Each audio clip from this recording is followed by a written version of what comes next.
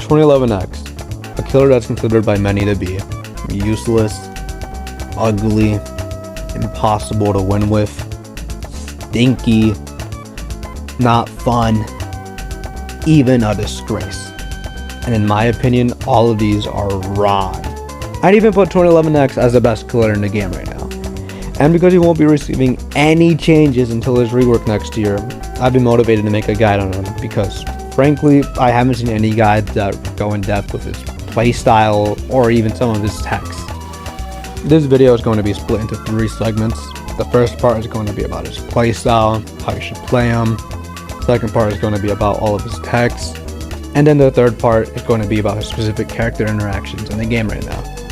This guide won't be covering any of the basics, so if you need the basics, check any other guide. That's not going to be here. You should create outcome memories. I'm in it. Play the game. Play the fucking game. What the hell are you waiting for? Go play the fucking 2011X is at his best when he's chasing an isolated target. He is not good at chasing those who are grouped up together. And while you could argue that every killer would prefer an isolated target, it's especially prevalent with 2011X as he has 0 crowd control abilities. If you want to win against a competent team, you will have to focus someone out of the game early on. Usually, the spawn of Satan himself, Cream. Cream will get rid of any progress you've made on any survivors if you aren't chasing them. However, this does not mean you should get tunnel vision on a Cream. If you see someone else do a mistake in front of you, and unless you're about to kill Cream, or maybe you're low on time, almost always punish that survivor for the mistake.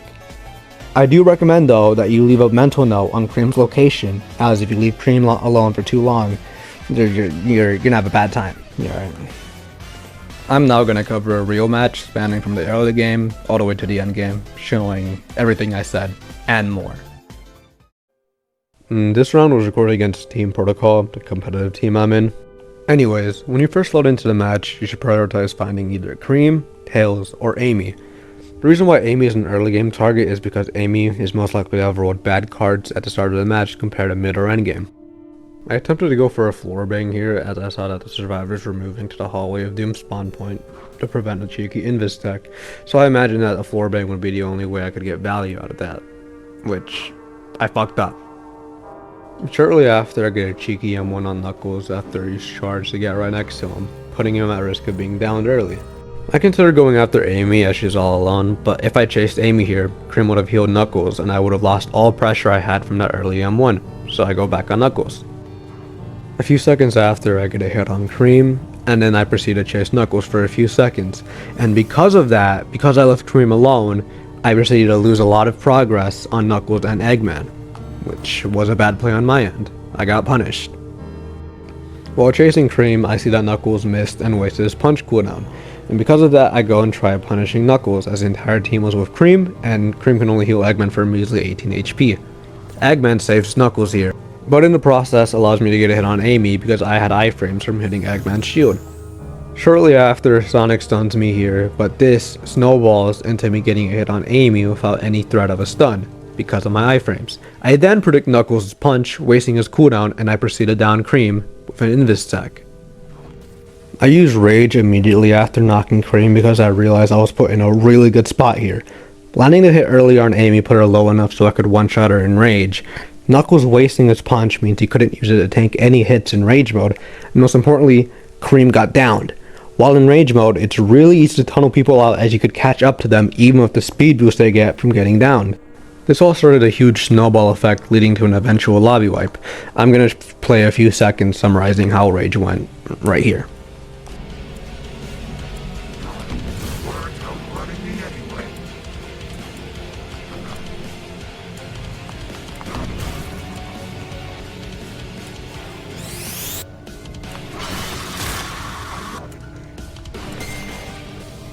I wasn't able to kill Knuckles in Rage, but I was able to get him in one shot, which later on got me a kill on Amy, as you'll see right here.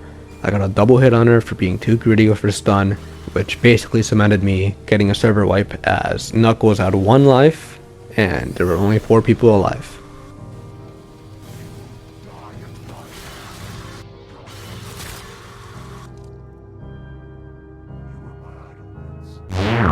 windows up. Roll the windows up, hurry! It's f***ing John Rage mode. He sucks, he relies on grades and he thinks he's being used after version .1. If they're gonna use me after version .1, right? So as of recording, a few hours ago they released a video showing buffs to 2011X that'll come in 0.2. It felt like a fucking Christmas miracle after seeing what they said in the Q&A video. Anyways, in the patch it shows that 2011X has shorter cooldowns and that its M1 damage was increased. But what's huge for 2011X is not listed in these patch notes. Look at this hit speed right here. 2011X has a 0.7 hit speed and a 0.2 showcase. Now I'm going to show you how it is currently in 0.1. 2011X has a 1.3 hit speed in 0.1 right now. What this means is that 2011X's hit speed in 0.2 will be practically doubled. This is huge for the following tech I'm about to mention.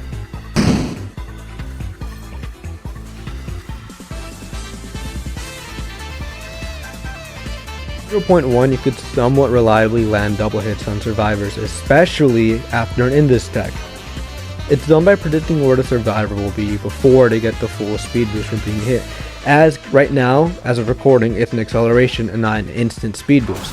This way, you could get another hit in. This change would make this tech skyrocket in consistency, and I'm honestly excited if this is kept in.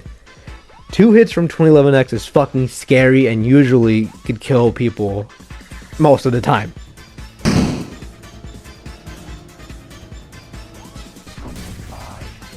This is done by using charge iframes to get close enough to a survivor while not grabbing them to get a free M1. This tech is really hard to do consistently, but I've really enjoyed practicing this. On paper, if you practice this enough, you could get an M1 every charge. It's a good tech to practice, in my opinion. It makes charge actually useful.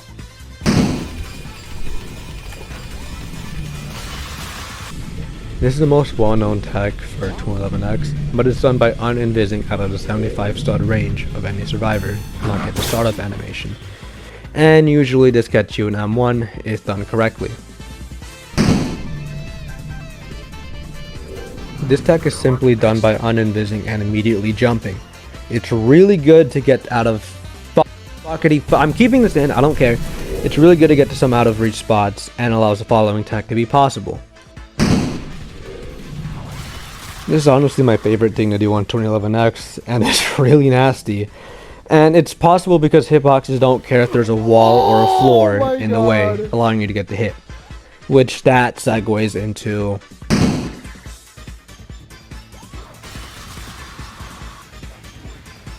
this is a lot rarer than a floor bang, but it's still good to know in some specific situations. By the way, all of these techs I just mentioned here are not bannable, so don't worry about getting reported to it. I'm also keeping this in.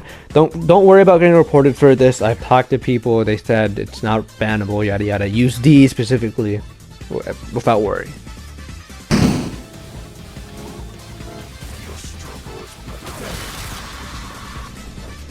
I advise you use this tech at your own risk. There's conflicting info on whether this is bannable or not.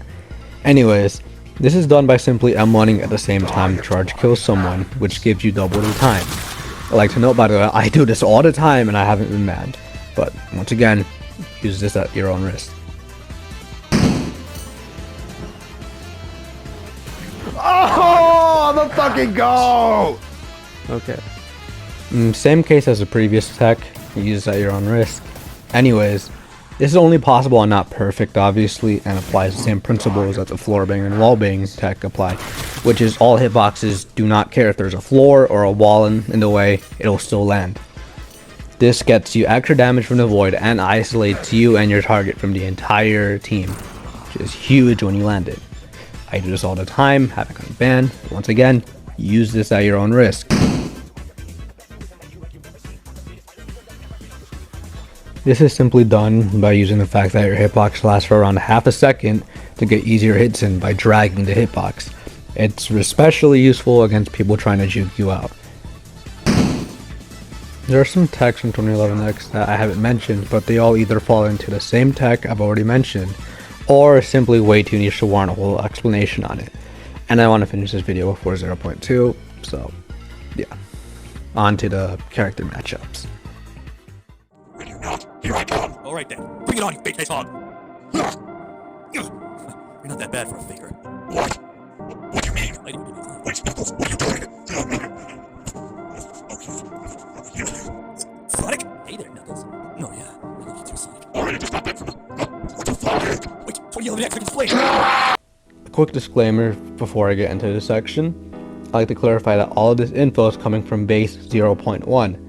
Any info might be outdated in 0.2. So this will only include the release roster. However, I was lucky enough to get in a match with Blaze. So I will cover Blaze in this section, but I may be wrong about some info, and I'm pretty sure Blaze in 0.1 is not the completely balanced one releasing in 0.2. Eggman. A good Eggman will usually never be a nuisance for you, unless you are trying to charge somebody. If an Eggman hears the charge start up, they will throw their body at you to tank it so that Cream can heal, or to set up a fat stun.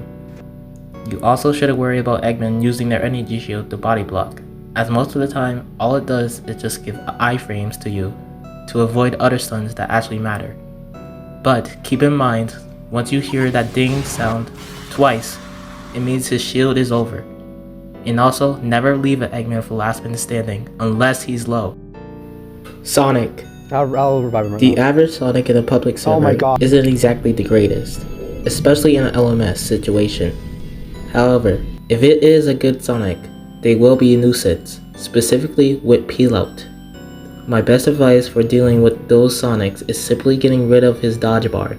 Without his dodge bar, it's pretty easy to hit Sonic if you drag your hitbox to hit him while he's peeling out. Another thing is, if you jump at the same time you get stunned by Sonic, it'll force Sonic Duo to do a one stun most of the time.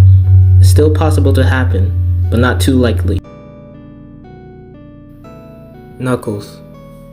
My advice for Knuckles is to keep track of his punch cooldown. He has one of the most consistent stuns, but is very vulnerable when it's on cooldown. A lot of Knuckles tend to jump and counter after landing, so simply be patient if you want to avoid a Knuckles counter. Also, a lot of Knuckles tend to go for a punch when you jump as EXE. Just a habit I've noticed from a lot of Knuckles. Metal. Metal will waste a shit ton of your time if it's a competent one. You should always never waste your time waiting for Metal to heal while invisible, because every good Metal will be aware of that tactic.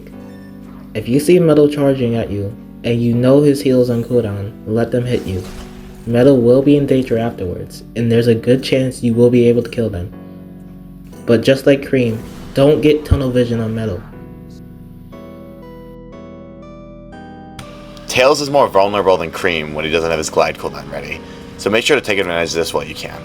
Another thing you should keep in mind is that when Tails shoots his laser, he can't glide for around 10 seconds. He's very vulnerable if you dodge his laser, so punish it for it. Amy. I recommend you only go after Amy if you get a free hit or a double hit, which is pretty common due to the nature of a stun. If Amy has Sun, cut your losses early if she reaches 53 HP, as it's simply not worth it anymore, and just go after someone else. Amy is one of the worst characters to tunnel simply because of the nature of her cards. She's very weak in rage though, so she's a rage victim. Blaze. A tester themselves said that Twilliman actually counters Blaze, and I believe it's because Blaze relies on the fire debuff to create distance, which invisibility counters. If Blaze messes up a drop kick, they are very vulnerable. From what I've seen, Blaze seems weak against Twilliman X, so keep that in mind for 0.2. Cream. Cream is the biggest priority until it's dead, and I highly recommend you only lighten up the pressure once you get rid of the cheese. However, due to the importance of Cream, most teams will throw their lives on the line to protect them. Take advantage of this when you can. I also recommend that you chase Cream in almost a zigzag pattern to avoid Cream letting a dash on you.